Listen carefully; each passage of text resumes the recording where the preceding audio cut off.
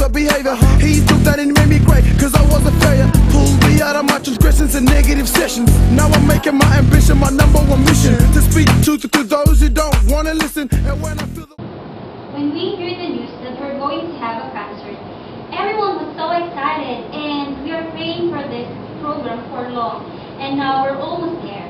After they cascaded the information to us, we decided to have immediate meeting with the music team and technical team so that we could gather some ideas and suggestions para maging mas maayos yung concert. Being a youth advisor and senior worship leader, I talk to every members of the team for helping them to choose their role in this event. I strongly believe that constant communication and prayers is the key to make this event possible. We invested our time and effort so that we can deliver our songs as best as we can for the glory of God. Included in our spiritual preparation is our prayer and fasting.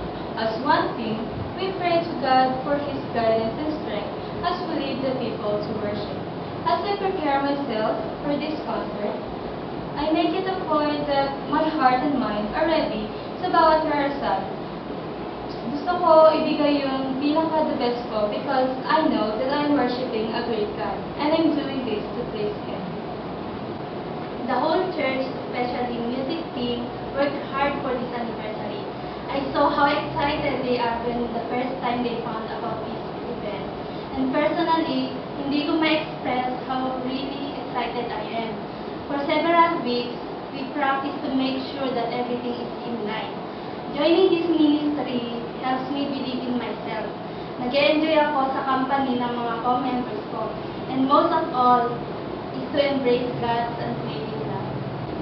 As one of the music directors and senior worship leader, my task is to help the other singers enhance their singing skills and, of course, to stage themselves professionally in certain performances like this one. Okay, now let's start with our vocal exercises. Everyone, I want you to put your hands here on the lower part of your rib cage. Okay? Now let's start with the breathing exercises. 1, breathe, and keep breathing.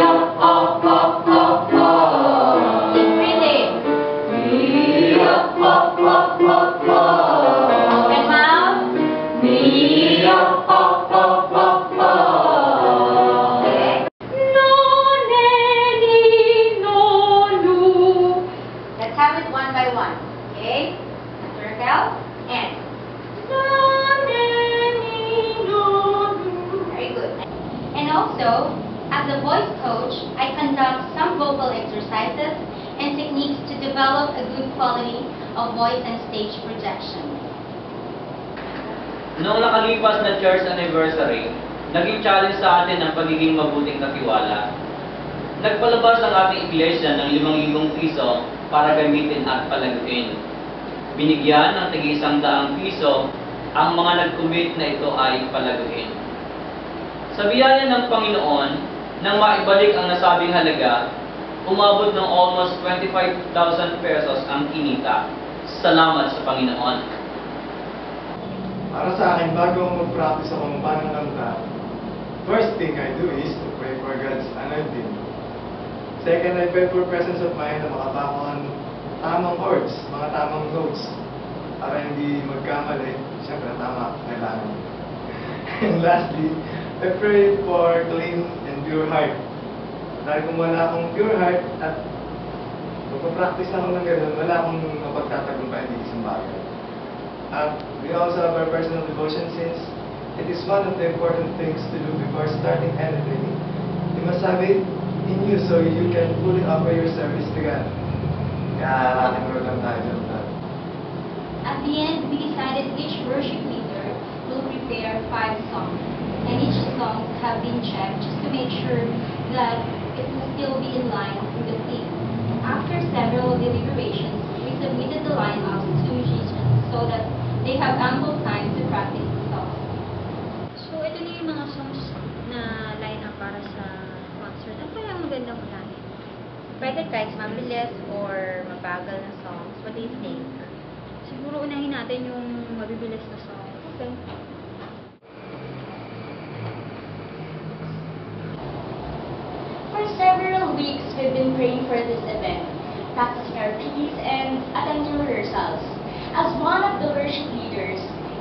yung main weapon namin, which is our voice, ang kailangang ihanda. Kasama doon yung puso at isip. Kailangan mag-focus dun sa main purpose na itong event, which is to worship God and encourage people to do the same.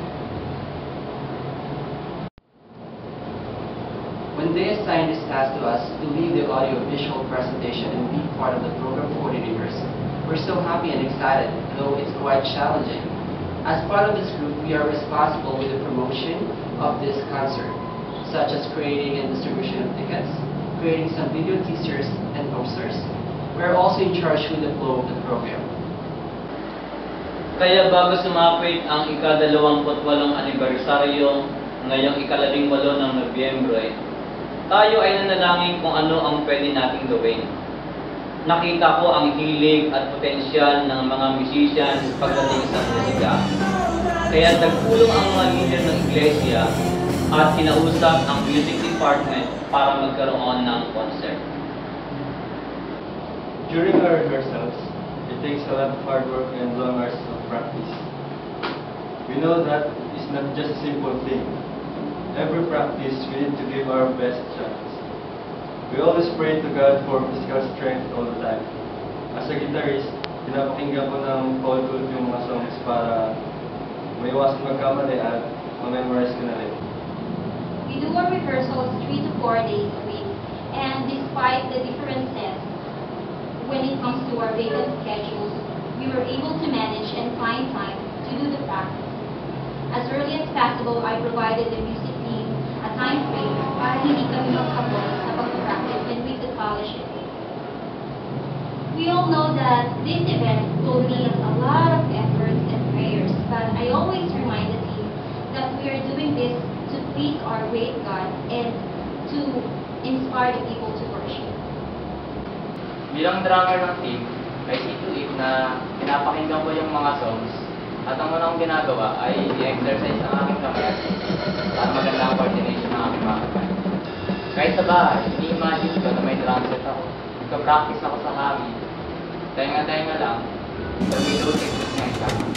Then consistent ng practice namin sa church para ma-perfect namin. And I also pray na mag-workout yung practice namin.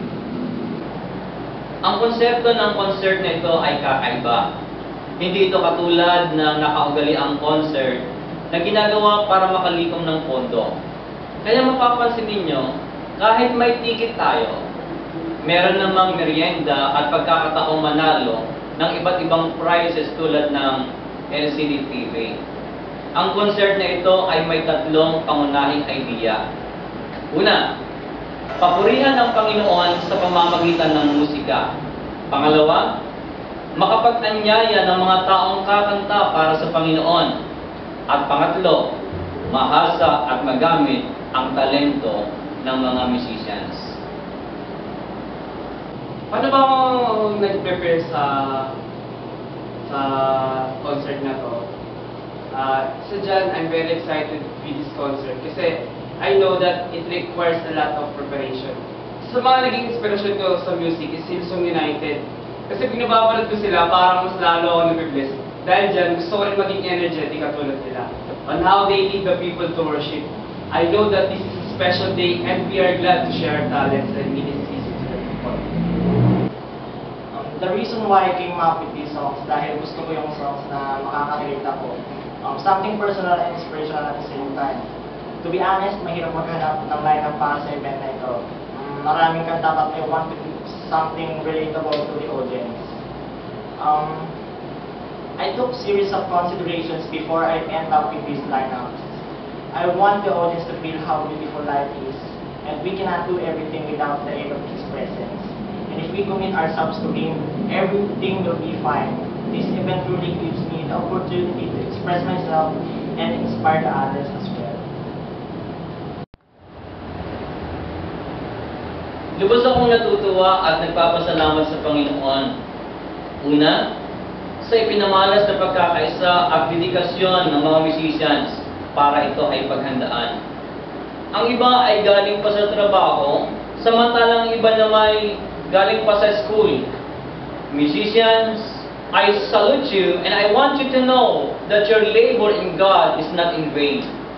Pangalawa, sa local congregation ng Grace Foursquare Gospel Church, na hindi lang tumangkilik kundi nagpursige na bumili at magbenta ng ticket para mapunan ang pangangailangan. Congregation, thank you for your love and support, and may the Lord richly bless you. As a basis, pinapakinggan ko tuwing gabi yung lineup para mapamilyarize ko yung mga song. Bago ko siya sikay, paulit-ulit kong pinapakinggan hanggang makuha ko. Because I want to make sure that I can get the right notes. We know that this would not be easy. So, I devoted myself in prayer and I asked God's guidance and strength for the whole team. But thanks to the help of technology, ngayon we could easily promote this event through the help of internet and social media. What I like working in this group is that we have lots of deadlines to meet, but then we don't feel the pressure because the amazing part is we work as a team. Pangatlo, sa lahat ng mga bisita, kapatiran at mga kamanggagawa ko sa Panginoon, maraming salamat po sa inyong pagtitiwala at suporta. Mabuhay po kayo at ibalik nawa sa inyo ng Panginoon ang sobra-sobrang pagpapala. Sa lahat ng mga mangyayari, ibalik natin sa Diyos ang lahat ng papuri. We believe that God will move and do something for us this coming concert. Please come and join us. Don't miss the blessings that God has prepared for you.